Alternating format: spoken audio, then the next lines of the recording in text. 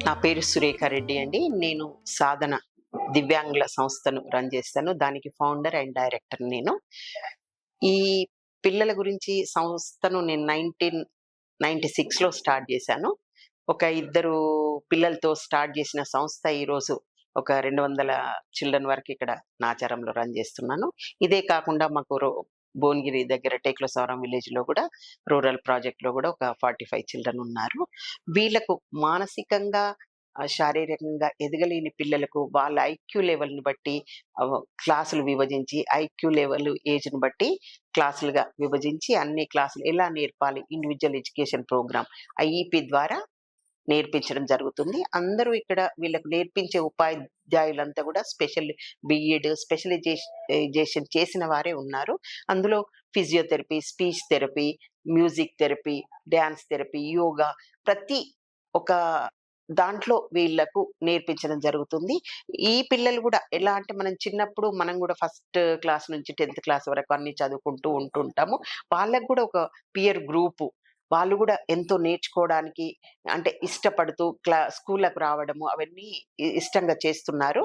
అందుకోసమనే ఇలాంటి అంటే నేను స్టార్ట్ చేసిన టైంలో 96లో అవేర్‌నెస్ లేక చాలా తక్కువ సంస్థలుండేవి. ఇప్పుడు చాలా సంస్థలొచ్చాయి. అవేర్‌నెస్ వచ్చింది పబ్లిక్‌లో గూడా. ఇంకా రావాలి. ఇలాంటి పిల్లలకు గవర్నమెంట్ తరఫున గూడా చాలా సంస్థలు నెలకొల్పాలి. ఎందుకంటే ఎక్కడ చూసినా ఈ మధ్యలో చాలా ఆటిజం గూడా చాలా పెరుగుతుంది.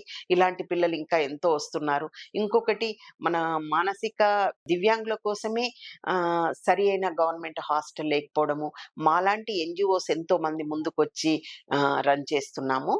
ఆహ్, అందులో ఇంకొక భాగం ఏంది అంటే, మామూలుగా ఆర్థోపెడిక్ హ్యాండిక్యాప్డ్ వాళ్ళకు గవర్నమెంట్ హాస్టల్స్ ఉన్నాయి. హియరింగ్ వాళ్ళకున్నాయి, బ్లైండ్ వాళ్ళకున్నాయి.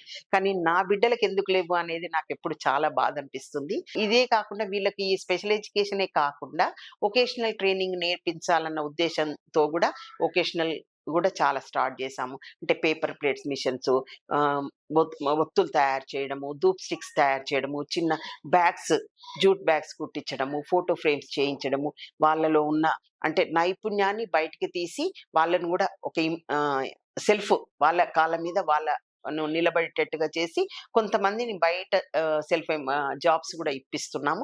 ఇంకా చాలా నేర్పించాలన్న పట్టుదలతోనే ముందుకెళ్తున్నాము. ఇక్కడ సాధనలో రెసిడెన్షియల్ సెటప్ ఉంది. ప్లస్ డే స్కాలర్స్ ఉన్నారు. డే స్కాలర్స్‌కు మన 3 వ్యాన్స్ వెళ్లి పికింగ్ చేసి మళ్ళీ ట్రైనింగ్ ఇచ్చిన తర్వాత ఇంటి దగ్గర డ్రాప్ చేయడం జరుగుతుంది. ప్లస్ కొంత సొంతంగా వాళ్ళు డ్రాప్ చేసే వాళ్ళు కూడా ఉన్నారు.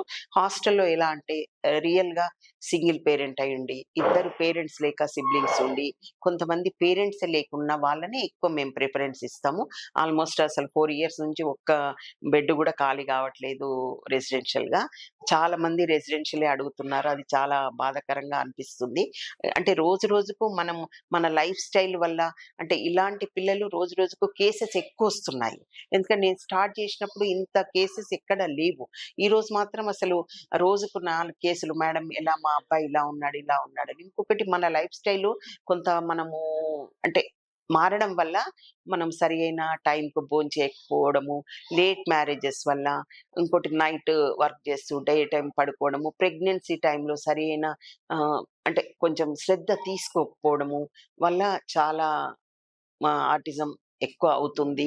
దానికి గూడా అందరూ అంటే మ మనం గూడా చాలా జాగ్రత్తగుండాలి. ఎందుకంటే ఇలాంటి పిల్లలు ఉండడం వల్ల ఒక కుటుంబం ఎంత కష్టమైన పని అనేది ఎందుకంటే నేను చూస్తున్నాను. ఎందుకంటే నేనిప్పుడు 30 ఇయర్స్ నుంచి రన్ జేస్తున్నాను.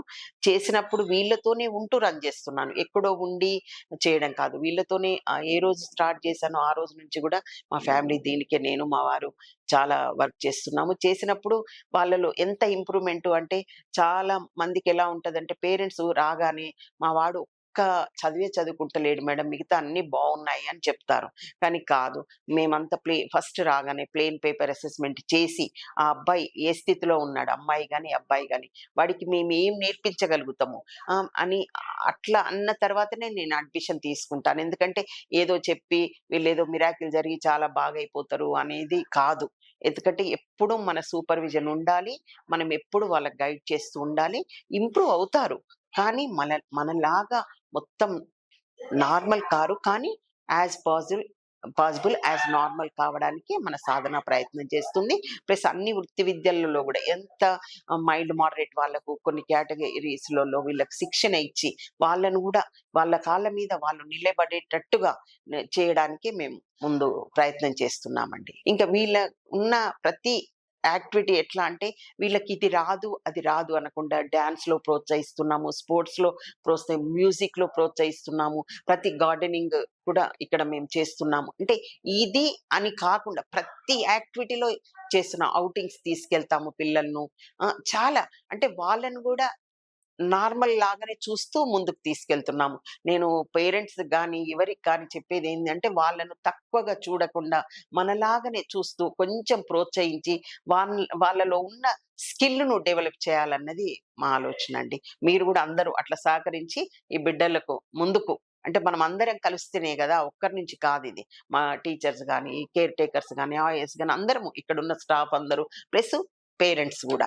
ఉన్న సమాజానికి గూడా చెప్పేదేందంటే వీళ్ళని ఎవ్వరిని చిన్న చూపు చూడకండి. ఎక్కడన్నా కల్పిస్తే హలో అని ఒక స్మైల్ ఇచ్చి, ఏదో మన చేయూతనిస్తే వాడు గూడా మనలాగా కొంతవరకు ముందుకెళ్ళగలుగుతాడు అన్నది నేను చెప్పడం అండి. ఈ పిల్లలకు కూడా అండి ప్రతి ఫెస్టివల్ సెలబ్రేట్ చేస్తాము. ఈ మధ్యలో బతుకమ్మ సంబరాలు సెలబ్రేట్ చేసాము. అసలు పిల్లలు ఎంత ఎంజాయ్ చేశారు అంటే అసలు చాలా సంతోషం అనిపించింది. అంటే మనకు ధీటుగా ఆడారు. చాలా అంటే వాళ్ళని గూడా కొంతమందిని మనం ముందుకు తీసుకెళ్తే స చాలా సంతోషాన్ని ఇవ్వగలిగాము అనేది. ఇంకొకటి ఈ మన సాధన గురించి మీకు చెప్పాను. ఇంకోటి ఈ పిల్లలతోని వర్క్ చేయడం అనేది మాకు నిజంగా చాలా అదృష్టంగా భావిస్తామండి. ఏదేమైనా మానవ సేవే మాధవ సేవ అన్నది మేము నమ్ముతాము. ఇంకోటి మాకు సాధ్యమైనంత వరకు అందరి సహకారంతో ఈ పిల్లలకు ఎంత వరకైనా సర్వీస్ చేయడానికి మేము ముందుంటాము. థాంక్ యూ అండి. Thank you.